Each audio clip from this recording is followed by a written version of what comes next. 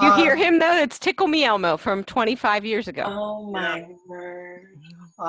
Okay, so first and foremost, Amy has agreed, at least initially, to continue to play the role that she's played as a volunteer, but we're hoping to actually see if Amy committed. Bless you. Bless you, Michelle.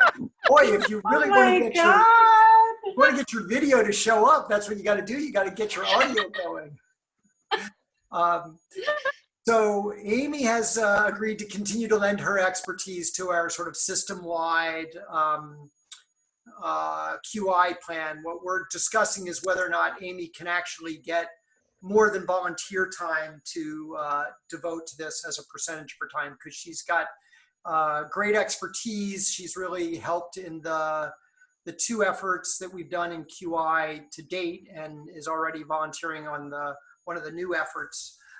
So we'll figure out how to get that done, and hopefully Amy will be able to commit some real time instead of copious volunteer time to this, so we can continue to tap into her expertise. So that's one piece.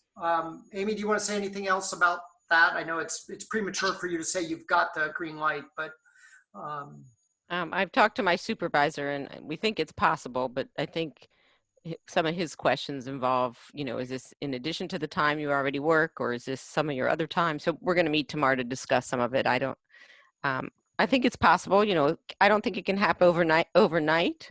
But I think, it was a positive response. So yeah, I'm excited about it. And I actually think you've created some materials that we can leverage for what you did for Research CP, that I think we might talk about that as a starting point to bring people up to speed and whatnot, and we can figure it out. So I think if we just step back and think about a little bit of training, I think there are some things that you could lay out with little effort, with resources like, oh, you can't see it. No. There you go. There it is. Yep. Yeah. So now, how come I have the blue and yellow one and you guys have the red one? Because you have this one. Yes. Yes, which I can't get to show. There, it shows up for a second, but then Healthcare guide. Yeah. So they're supposed to both be good. Yeah, but what we were talking about, Paul and I, was that maybe we should do some kind of common training, just so everybody's using the same terms, because people at different institutions have different words, and maybe they did, they have QI and they use some other things. So just so everybody's kind of on the same page. So that's what we're kind of talking about, what that might look like to bring those people together. And I think we can do that a little bit in parallel with a different, we've got the ITB pump project, which is quite well defined. And what we're doing now, and this is a second aspect of moving things forward, is we've taken the data manager for CPRN, Lema Albarkawi, and she is taking the things that Amy has developed as sort of one-off Excel reports where she gathered data from the sites, or things that I've done in support of posters, and she's building them into the same tool that we demonstrated at an investigator meeting and an exec committee meeting a couple months ago, that allows you to dynamically look at the real-time data that's coming from the QI effort. So it's some registry data with some step tracking data and some outcome run chart. And I think that's another thing that will sort of demonstrate why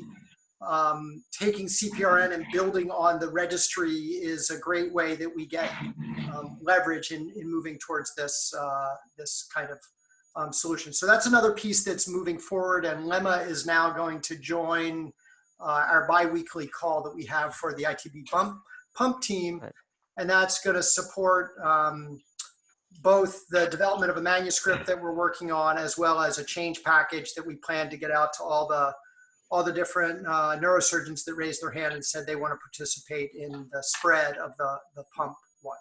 So that's another piece that's going on. Let me pause there. I've said, see if anybody has any questions about that. So to summarize, Amy is going to pursue, if Cincinnati Children's will support some of her paid time or some configuration to support the network. Yeah. But the long-term goal would be that we would find other ways to support Amy's expertise. Well, so we're talking about the network supporting Amy's expertise. And then the question, I think, will become when the demand, Amy and I have been looking at like 20 to 25% of her time. She's got to figure out whether or not that's doable or whether that means she just needs to work more, which is part of the dialogue. But I think the question will be, if we're successful and as the network grows, what does it mean for the time demands and the staffing for that? And so I think we'll figure that out as we go. I think the great thing about doing it this way is Amy's got proven expertise, has domain knowledge, seems to enjoy working with us to do these things, and we can turn the dial. We can turn the dial up slowly. We don't have to jump in with both feet and hire a full-time QI person. We can see what the demands are, and if we exceed the allocated demands for Amy, we can then talk about how do we solve that next step. So that's, yes, go ahead. So, something that, came up in the strat plan and just has been bothering me altogether, is the knowledge translation. And, Michelle is sort of the proven expert for knowledge translation. Am? I think so. Like your CP toolkit was very successful. Yeah. And so I think that, Thank you for the timing of that. It couldn't have been better. Paul? I'm not going to take this softball now because I'm an organized guy and I have an agenda. Okay, anyways, yep. Mary's jumping ahead. I didn't even know it though. I know you didn't, which is okay. So I was just the great minds think alike. I will come back to that.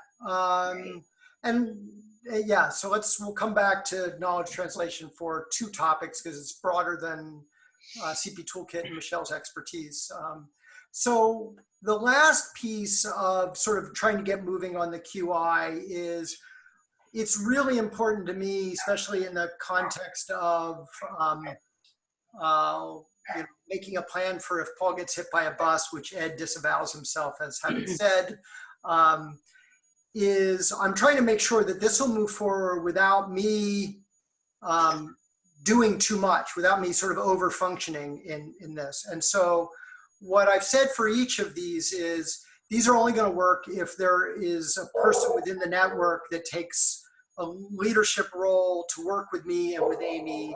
But it's not like, I'm not going to drive hip surveillance or adult care. I'm not even worried about adult care forward. I think we've got that. So what I've been doing is I've reached out, starting with Uni, about where does he think we could look for leadership on hip surveillance. And, Uni could clearly do it, but Uni's also stretched thin and has his very large study that is kind of interrelated. So Uni and I are having a discussion with Wade Schrader. It may be Wade and Ben, both of whom have played a significant role in the AACPDM care pathway and have been thinking about trying to take it to POSNA. So that's a dialogue that's happening next week. And I'm hoping we'll come out of that with Wade, or maybe Wade and Ben. Go ahead, Gary. So Amanda on our end is doing an internal QI project around it. So whether that's an opportunity to expand it. Yeah, no. So the idea of all of these is it will be an expanded team. And Wade may say, so let me tell another story. Let me talk about dystonia. So as we know, we didn't select dystonia, but the group kind of was passionate about dystonia. So I reached out to Darcy and said, so Darcy, we're going to start this effort, but we're only going to do it if there's leadership. The starting place for this is really about getting your tool used effectively in clinics, and we would start with CPRN. And her reaction was, you know, I've been thinking about implementation science, doing this as QI would make a lot of sense and would be great. I feel a little pressed on bandwidth and I'd be glad to co-lead it. Do you think Booma would be interested? And so I called Booma and Booma said yes. We have a touchdown. So we have Darcy and Booma agreeing to co-lead and acknowledging they don't have the QI expertise and really excited about the concept that Amy will bring QI expertise and we'll bring data management from the network. So they're looking for us to take the next step, which is probably this sort of training concept forward. And then I would say if Amanda wants to work with Wade, that she could be part of the team or she could be co-leading it. She seems to have a lot of energy. And I think, you know, I know there's lots with interpersonal relationships there. I have no idea what their relationship is, but we can see how that goes as well. I know Uni was thinking Wade and Ben, but I love Ben deeply, but Ben is stretched very, very thin and seems to have very difficult to spend time on things. Go ahead, Amy. Yes, my dogs finally stopped barking, and that one wasn't mine. You know, what I think some of the other things do, some of the learning health systems, you know, the Anderson Center ones, what they do is there's actually QI teams or people under their thing that are kind of doing a lot of the work. So it'd be nice to think that the physician lead would do a lot of the work, but I think more importantly is what kind of support they have to kind of take the lead at their institution in that. And maybe, I don't know if that's possible or, you know, I don't know what everybody's setup is. So I think that's part of the formative thing. I think we have to be willing to sort of throw spaghetti against the wall. And I think to the degree that you can lift their model, and we think that they're lifting their model is not cost prohibitive for us. I think part of what we can ask is that each participating site finds the QI person that's supportive of their domain and gets them involved. And so Absolutely. I think we're going to have this be a dedicated person. Yeah. Yeah. I think we're going to have this as like a core team setting some direction and then smaller teams that are implementing, and then we're coming together with some regularity. And I think that's part of what I'm hoping, Amy, that you and I and just this leadership team can do at first. Like, let's talk about what we think the common structure should be and what is the variable structure. And I think they're going to be different for different things. Like, I think the adult one is going to feel very different than the hip surveillance one. Yeah, I think Amy's right. I think that this is just an analog of an Epic analyst, for instance, that, you know, a physician just isn't going to be successful if she or he isn't supported by the team on the ground. And so identifying those people and, you know, making sure that they're activated in support of this, I think is, you know, essential. It's not a luxury. Right. But I do think that what we found from the ITB pump one is, so those are all done on REDCap today, although we do have support in Epic. And Jeff, it would be great if you could be, you know, a pilot site. I know you personally are not doing a lot of pumps. I don't know if anybody is doing pumps at your site, but you guys have the form. Go ahead. I am doing a lot of pumps. Oh, you are? Yeah. Yeah, so I mean, it would be great to have that support. But the thing that I was going to say is, you know, the way it's been working is each one of the sites that are doing the ITB pump have a clinical research assistant that is working with the surgeon to make sure they've got the forms, that they're going into the OR, that they're following the protocol, that they're signing off, they're doing the data entry of the steps followed, and things like that. And so having that set up for each protocol at each site and what is the right mix, I think that's part of the pre-planning that we can do. And so we're having all these sites raise their hand, but like implementing the registry is hard, this is part of hard. And so you kind of have to have the registry or REDCap, and you have to have, you know, the resources to do this. And so, So anyway, I think that absolutely makes sense, Amy, and you should advocate for that as what would make this be successful. And the other thing would be, I don't think it necessarily has to be a clinical research coordinator. I think it can be anybody on their staff that has a background and has some kind of organizational skills and some QI knowledge, or we give them the knowledge, something like that. Right, I agree. So I guess the question would be, Amy, we should think about who wants to be involved in just sort of planning elements of that. Like, Jacob, I presume you want to be involved in that. I don't know that everybody wants to or needs to be involved, but I think we should think about what's the patient engagement model look like? What's the range of things that we can do for this? What's the frequency of meetings we want to drive, and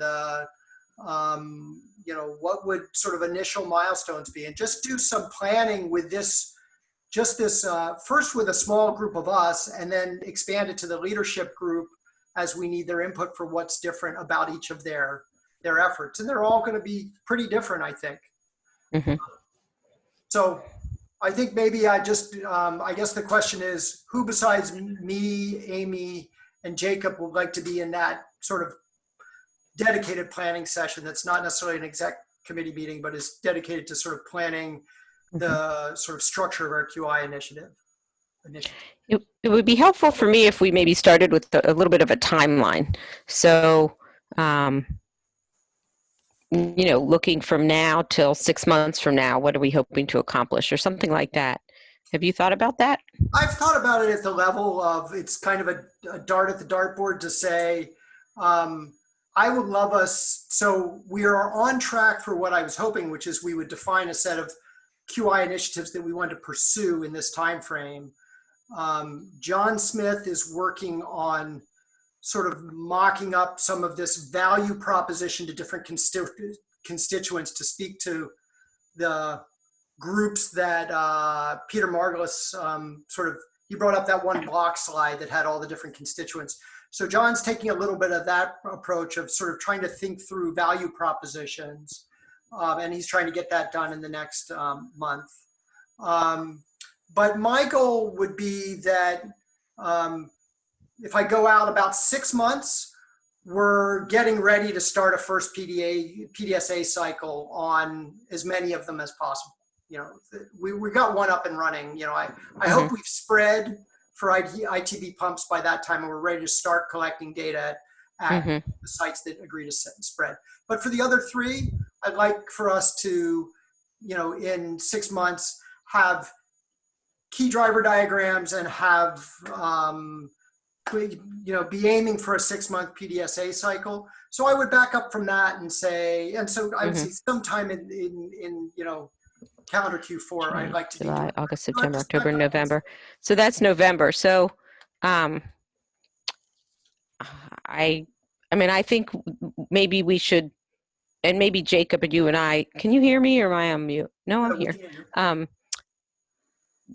Talk about some steps. So in my mind, what I'm thinking, it's good to hear your thoughts because it's getting me to think about these things.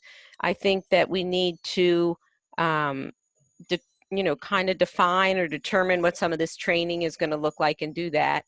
I also think that for each group, we need to, they need to get some baseline data on what they're kind of trying to measure, because when they do that, they'll learn whether or not getting that measurement is possible. Or maybe they have to take a different measurement, or, that type of thing. And then at the same time, mapping the process or what they're trying to improve. Unless we meet really frequently, these things take time, so I'd rather see us ramp up a little bit more manageably, especially as we're all recovering from COVID, because in the next few weeks, I think, what we might find that the people that are clinically involved, which is kind of everyone here, is, I have a feeling, I'm not sure, but I have a feeling, and maybe Gary, you have a feeling, and Jeff, you have a feeling, that we're going to be asked to ramp up our clinical productivity to make up for some losses.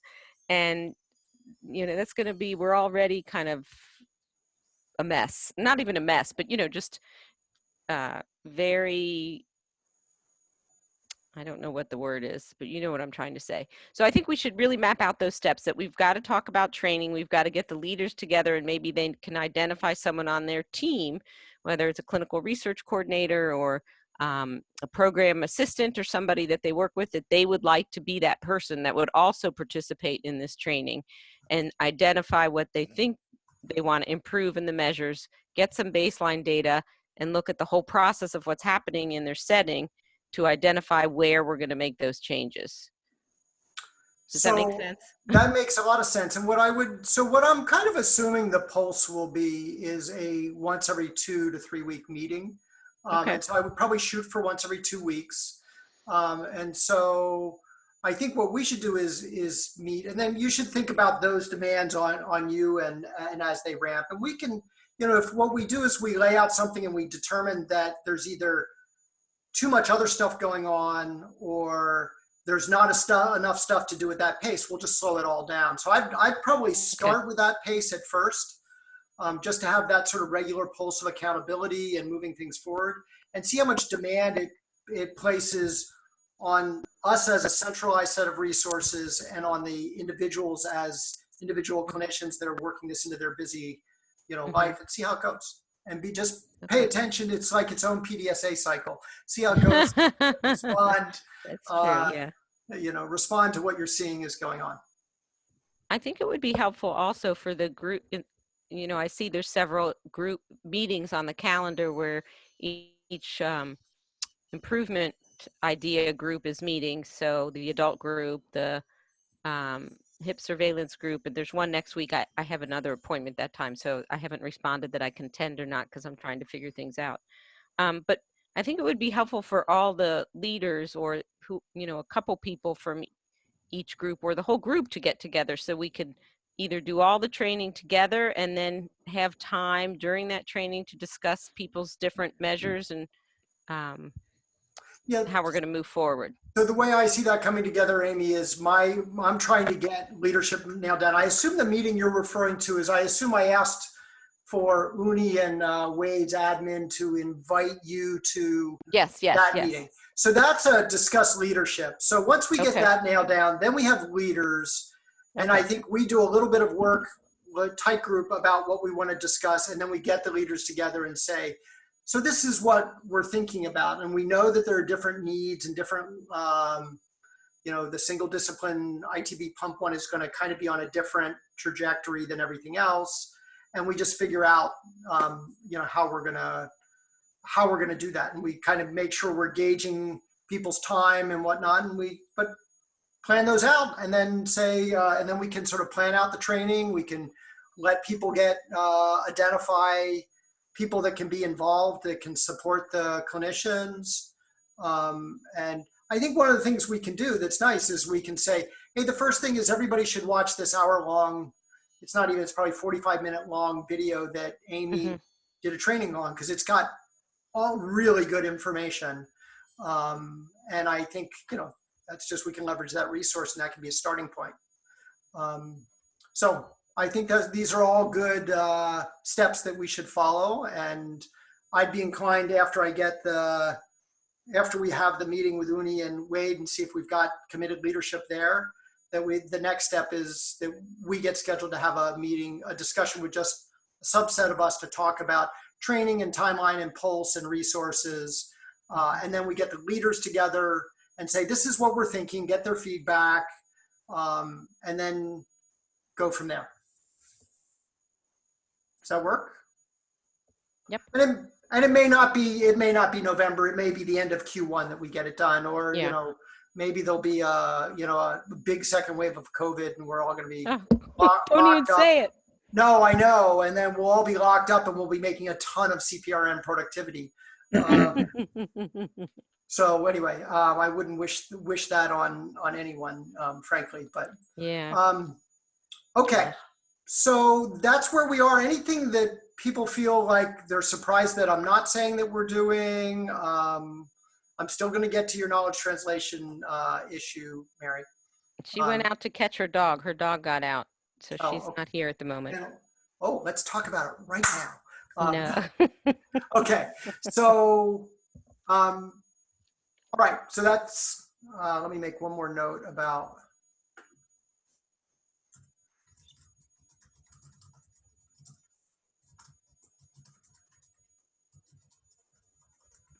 all right, that sounds, so that's kind of the plan. I feel there's a fair amount of energy, a fair amount of interest. Peter's session rated really highly in the sort of feedback. You know, all the stuff where I talk is very poorly, scored very poorly. All the stuff where I spoke is, yeah.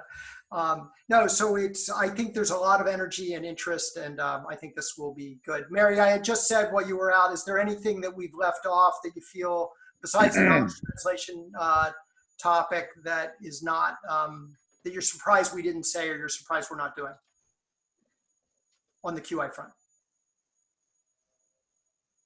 Mary Gennady, that was me speaking to you. You're muted. Anything else for the QI front? No. Just curious if you felt like we left anything out, but you may have been chasing dogs at that moment. So. Oh yeah, I'm washing them off and everything. But you know, in terms of this whole QI thing, I am extremely interested in the hip surveillance. So I would help out with that. But I would like to know what more about this implementation versus quality improvement. I'm met up with Virginia Wright from CanChild, where she's doing something with PROs. And I'm part of this implementation study, so. Yeah, I mean, you know, Jacob, this was another thing that Darcy mentioned that she was interested in, and I forget what Peter's comment was on this, but he did have a comment. Do you remember what it was? Yeah, he said, you know, it depends on the change that you're trying to make, and so if you know the answer, it feels to him like implementation. If you're discovering the answer, it feels like improvement science. Interesting. In fact, I followed up, Paul, I don't know if you saw, I followed up and sent him a new manuscript that was in implementation science about the interface between the two and about, you know, how they could work together. There have been different papers written about this. And so I think we're thinking the important things and, you know, have an opportunity to understand and advance these within CPRN in a way that transcends CP too. And so we could, you know, we can make good progress on our own initiatives, but advance science in this space too. So.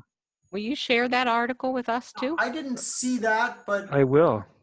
I would like to read someone sent it to me. I see it now. I see it now. Yeah, someone sent it like someone sent it to me like the day after Peter talked, and I thought, oh, this is timely.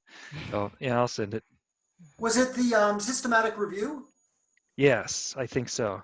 Okay, I see that now. You want to just forward it to this group? Or I'm happy to do it. Yeah. No, I got it. I'll forward it to all. Okay. And so the reason why I had suggested a little bit more training about that was, you know, again, jumping the ball ahead, you know, into looking at funding opportunities, like Jacob said, you know, when you transcend the CP, that's when you'll get funded. So I thought that might be an interesting trail to pursue. Not that I have expertise in it, you know, just from hanging out with you, trying to do what we're doing. I think Mary's right. And I think that it's going to take bringing some people together because, right, this is spanning a couple of different areas and it's going to be interesting because of it, but, you know, we'll have to glue some things together, to her point. Mm-hmm. Okay, so I forwarded that. So let's, and Jacob, I'm just noting there, did you find the actual survey that you have to fill out to register for that conference or no?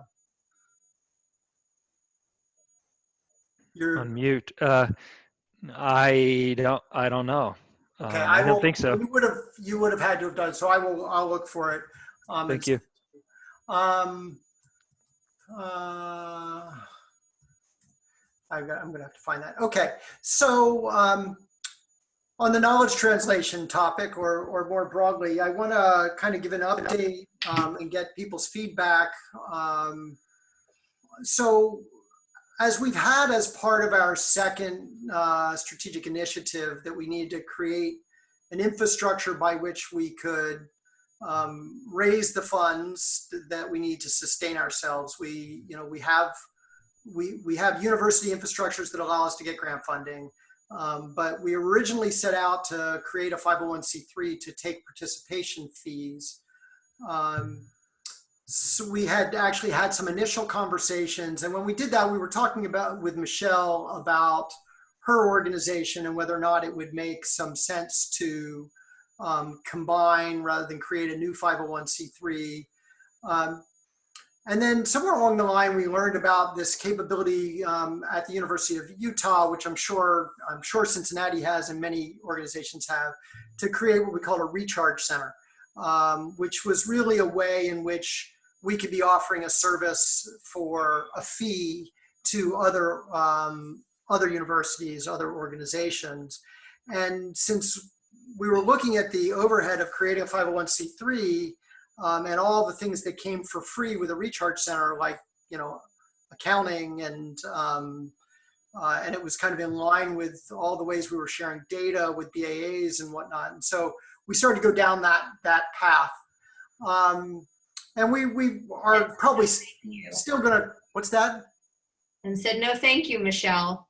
No, we didn't say no, thank you. Michelle and I started to work on a strategic partnership letter with what were our points of overlap and how will we support each other. And then we are still pursuing the recharge piece, but as we started to think about funding flows and whatnot, we started to wonder again whether or not we were kind of leaving money on the table by not having a single organization that could take participation fees and take donations.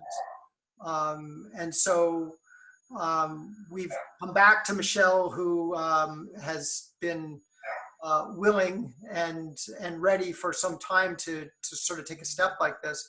And I want to propose that we merge our non-entity with Michelle's existing entity as a way to formally add patient education and elements of knowledge translation to the network under the CP Now brand, but then also being able to be CPRN, CP Now doing business as, which is the way that a not-for-profit can use other brands with its not-for-profit status. So it would give us a way in which we can take the participation fee, if we get to the point that we've got the value proposition down the road through CP Now, but under the CPRN brand. And it also gives us a way that Michelle, who's been raising money for CPRN, can make an even stronger tie to CPRN for, hey, we are part of CPRN, the fundraising, you can give money and you're supporting our patient education and our research, or you're supporting just our research and its designated funds and whatnot. And so I've been spending a fair amount of time, Jacob's been spending some time sort of looking at Michelle's organization. And Michelle, it's probably important for you to say what, in thinking about that, what's important for you to continue to do and what's important for you not to do, or it's of less importance for you to do. And sure. We're looking at how we would merge these organizations. And so I want to give people an insight into that and talk about that. But Michelle, do you want to talk about what you're most passionate about in that structure? Sure. So I really want to get back to focusing on patient education and the development of materials for both families and individuals with CP, and also working on clinical materials. And I think I've realized how demanding it is to run an organization. I knew it was going to be demanding, but I felt like I didn't have a choice. So there's just a lot of energy going in many directions that people don't even see. And I think that those efforts could be consolidated, and we have the potential to raise even more money if we are connected formally. So, you know, I started out with that CP Daily Living blog, and really my passion is how do we take information that is coming out of research and help people to understand what we know in plain language and supportive language. I had a component of wellness that was part of CP Now, or has been part of CP Now, that I was getting ready to ramp up. And that's personally meaningful to me. It's not something that we're going to continue in a formal way. And then the research component, really the way that my board and I had articulated our focus on research is so aligned with CPRN that just has made a lot of sense to move forward in this direction. And I have been wanting for years to see our organizations consolidate. So I want to get back to being a writer, and I actually would like to be more in the background. I'm happy to do some work at meetings, as far as speaking at meetings when it's necessary, but I'm realizing that so much of my energy has gone to personally supporting people, and they know they're going to get me when they reach out on my Facebook page, to the point where I just feel like I need some protected space to do what I know well and what I'm passionate about. So I mean, I can say a little bit more about sort of envisioned integration, but I know that at times when we've talked about partnership, some people were a little worried that it might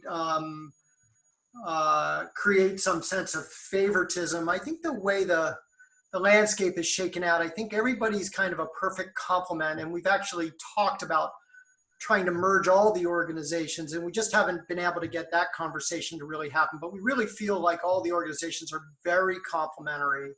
And so given where we've been going with MyCP and the recent, wow, did I just lose you guys? No. Huh, just disappeared on my, okay, sorry. And the way we've been going with the RFA that we did and whatnot is just seeming like it's a very natural extension. And it does give some integration challenges that need to be resolved that we're thinking through. But I want to get people's feedback for that, see if what concerns they have, so that we could continue to move this dialogue forward.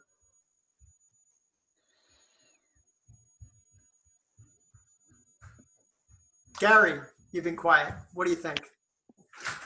No concerns jump to mind, but I surely don't know all the intricacies and ins and outs of what it would mean. But you know, this has always been a very collaborative group, so I don't have any concerns about it. So pardon me 1 second. Apparently my mother is downstairs and apparently has taken a chunk out of her finger. So Paul's about to go and play doctor. I'll be back. I can listen to the recording. If you can, everyone else can give their sort of feedback to that. I'll see if I can be back in a few minutes. And then Michelle, if you can ask the last question, the Ellen question at the end, that would be great. The and COVID then question? The Ellen Seidman question. Yeah. The other question, the other thing I think you could give people after they've given their feedback is some insight to some of the integration issues that we're trying to think through. But I'll be back in a moment, in a bit. Apologize. Yeah, so first, does anyone else have something to share as far as a concern or a question about merging the organizations? Oh, Okay. so just so Paul can listen to it on the recording, financially, I have no idea what it all means. So whatever you decide to do is fine. Not my area of expertise. I know that we all get along wonderfully, so I think that is terrific. I want you to get back to doing what you're doing. I don't know if merging makes us have to do more work or less work or just more streamlined work. So I don't have any real concerns. That's Okay. all. Mayor? I'd love to be part of you, and we could be called CP Now RN or CPRN Now. Which one were you thinking? We're just going to keep CP Now, I guess, as a component of CPRN. So for me, one of the things that's been, I wouldn't say frustrating, but sort of like confusing is the whole knowledge translation piece. Because like Jacob said earlier, I mean, there's certain things that we know that need to be done, so it's implementation science. And certainly that's the case for the most part, or for 90% of the part, with adults with CP.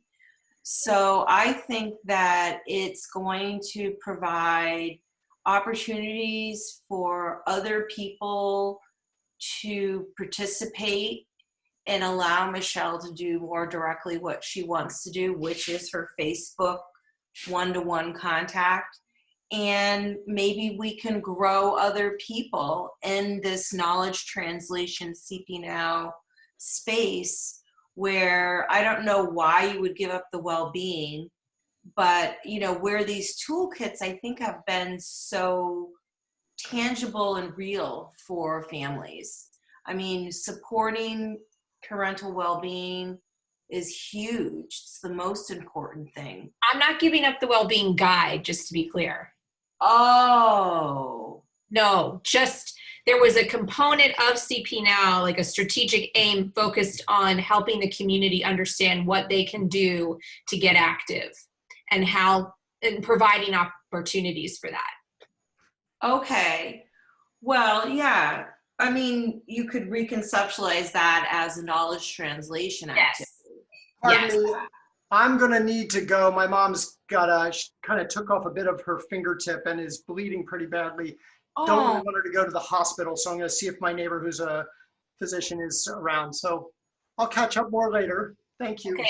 Enjoy. You have an exciting life. So that I think it's a win-win, Michelle. Great. I've been wanting this to happen for a long time. There's a lot that we have to sort out. You know, there are, Amy, you had asked about what does it mean in terms of, you know, will we have to do more? Yeah, so I'm carrying a lot in running the organization, and we're going to have to sort out how that all gets divided. And Paul and I were talking a little bit about that today. I do have 2 contract employees that do quite a bit of lifting, and they'll continue to do that for us.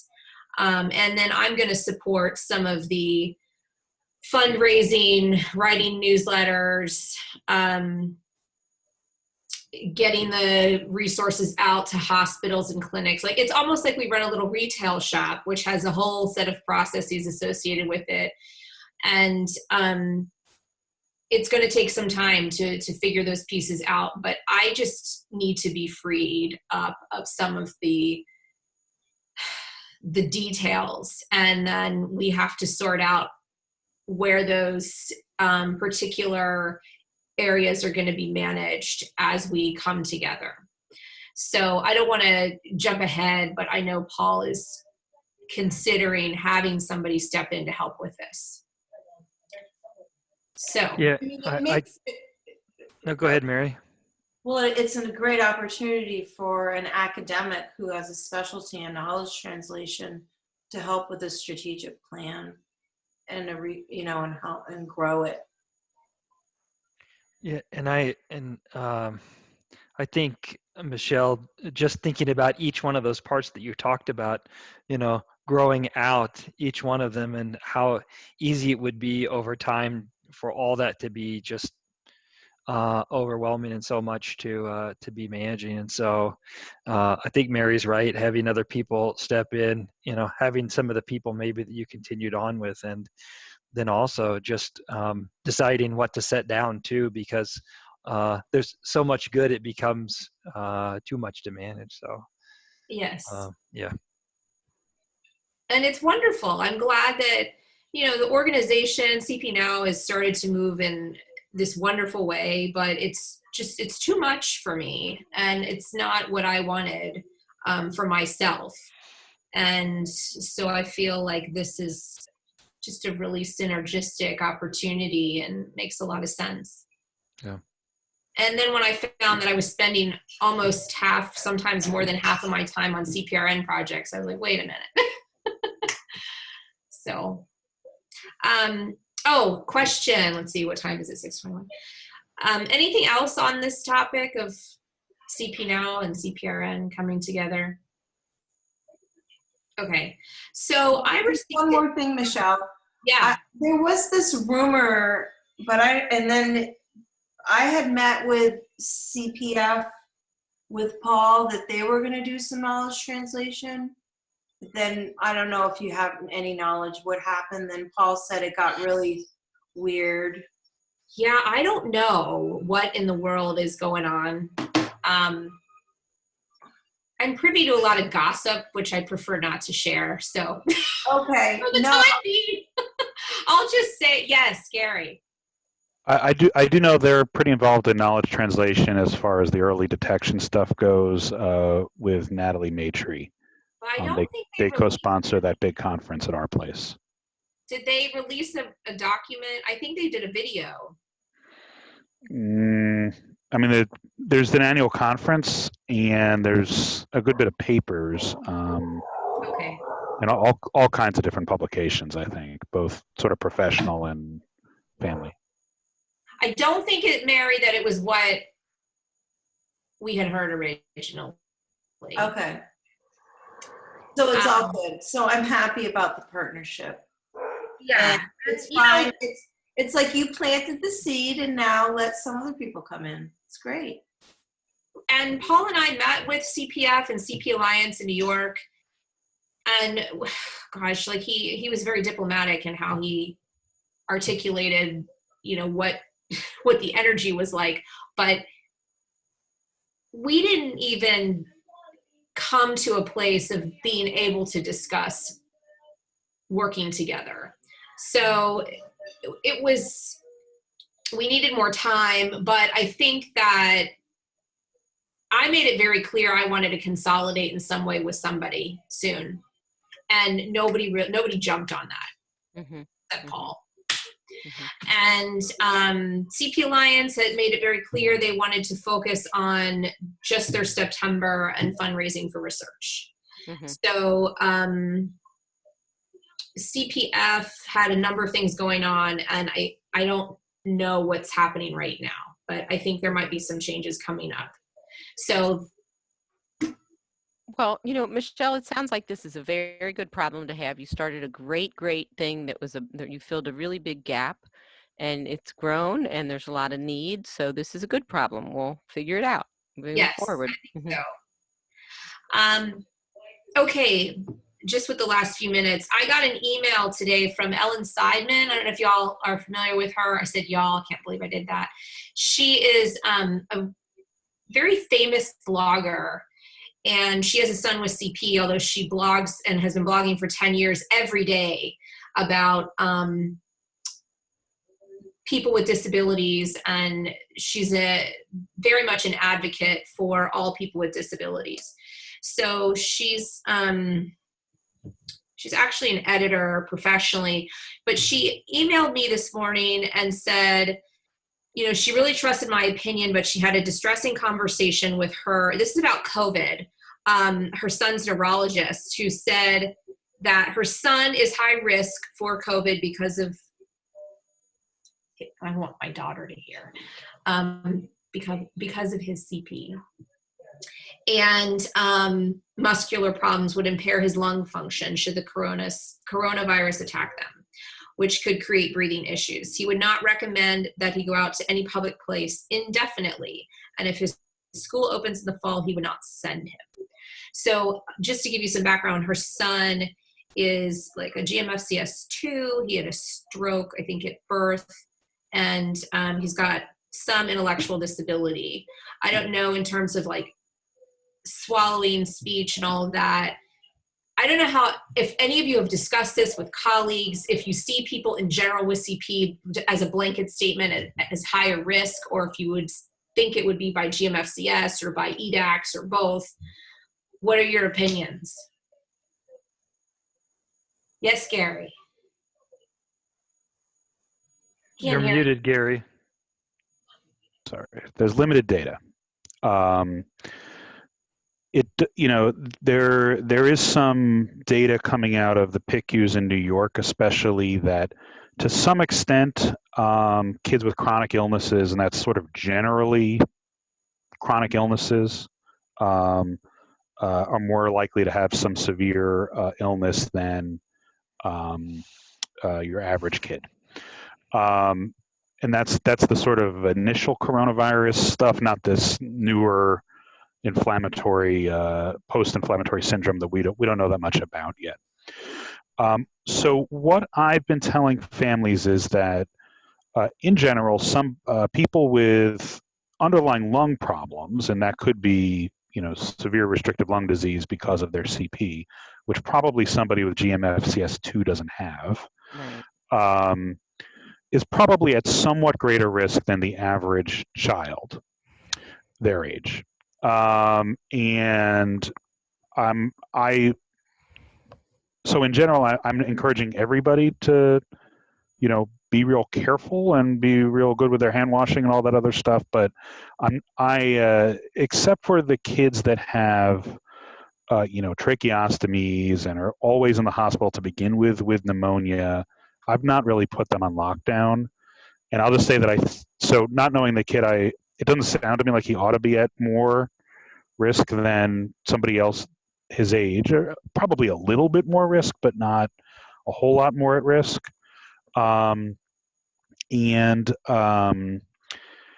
It's premature to say what should be done months from now. Okay. That's helpful. I thought you were going to talk about rationing healthcare resources for people with disabilities. I got a whole other rap about that. Yeah. And I would also, this is Jeff, I would also echo what Gary said, that all of my 2s and even 3s, unless there's an underlying lung condition, I am not putting, other than the standard careful things that we all talk about, not putting them on any lockdown. I don't think anybody has any data to say that it should be. Okay. 5, chronic disease and everything else, should start to think about it. But by no means should somebody who's theoretically as healthy as that be placed on lockdown. There's absolutely no evidence to support that. Okay. Thank you.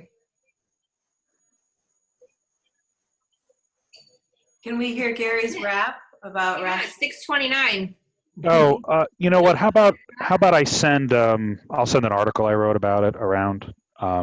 We published something recently about organ transplants for children with disabilities, and but then sort of like the news article that we wrote about, the article that we published, we sort of mentioned that, this is in line with, other scarce resources like potentially ventilators during a pandemic.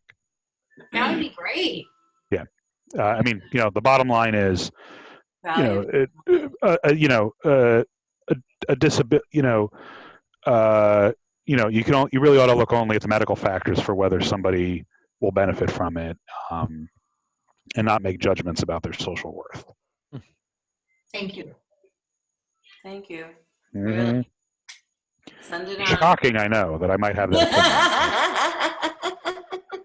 Social justice, Yeah. you. All right. All right.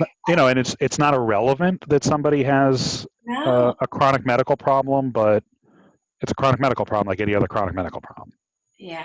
It needs to be sort of adjudicated within that lens. Sort of, yeah, in that part of clinical algorithm. Yep. Yeah. Yep. And then also about the support services that should, how are some of these families functioning without the support services? Right. And what some people are doing is extremely clever. And I know we all have to know. Yes. But I did want to say one thing about funding. I am very keen with Jacob and Amy's expertise on this implementation science bit that we do consider making some sort of overarching theme that targeted a couple different QI initiatives for a grant. I don't know if that's possible. Anyways, I'm just throwing ideas out. Yep. I need to run and take my mom to the ER. My neighbor came by and says she does need stitches. It's a pretty bad cut. So I'm going to take her to the local urgent care. Okay, just go. We don't need to hear why. Yeah. No. You don't understand. You Your don't mom's dripping understand. blood in your house or outside or what? Oh my God. Wait. If I don't hang you up, you'll blow up my machine because this is a recorded Zoom call. Oh, So that's I right. told my Okay, well, mom she hang might- us up then and get going. Bye. Drive Bye. safe. Great to see you, Michelle, Jacob.